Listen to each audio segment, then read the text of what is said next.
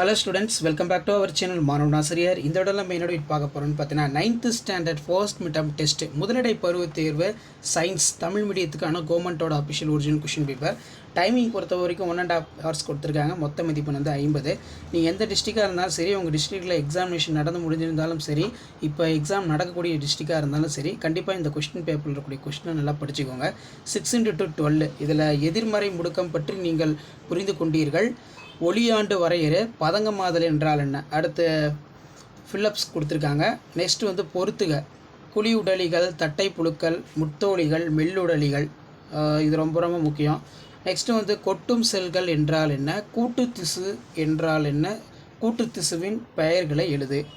98 Newton எடையுள்ள ஒரு பொருளின் நிறையினை காண்க. அடுத்து 4 மார்க் கொஸ்டின். இதில் பார்த்தீங்கன்னா சீரான வட்ட இயக்கம் என்றால் என்ன, சீரான வட்ட இயக்கத்திற்கு 2 உதாரணம். பின்வருவற்றுள் எவை தூய பொருட்கள். நிறை எடை வேறுபடுத்த ஆக்சிஜன் மற்றும் சல்பர் அணுக்களின் அணு அமைப்பை வரைக, இது ரொம்ப முக்கியம். நெக்ஸ்ட் வந்து பார்த்தீங்கன்னா நுனியாக்கு திசுவை காட்டும் தண்டு நுனியின் நீளொட்டு தோற்றத்தின் படம் வரைந்து பாகம் குறிக்கவும். அதே மாதிரி வந்து பார்த்தீங்கன்னா நமக்கு சரியா தவறா. மீன்களின் இதயம் 2 அறை உடையது. முன்னங்கால்களின் மாறுபாடுகளே பறவைகளின் இயற்கையாகும். மெல்லுடைகள் ஆவார்கள் பீனோரியா. கால்வாய் மண்டல குழியுடலிகள் காணப்படுகிறது. அதே மாதிரி விரிவான விடையிலி மீச்சிற்றளவு வரையறு. பல்வேறு வகையான இயக்கங்களை விளக்குக அல்லது டிண்டால் விளைவு மற்றும் ப்ரௌனின் இயக்கம் வரைபடத்துடன் விளக்குக.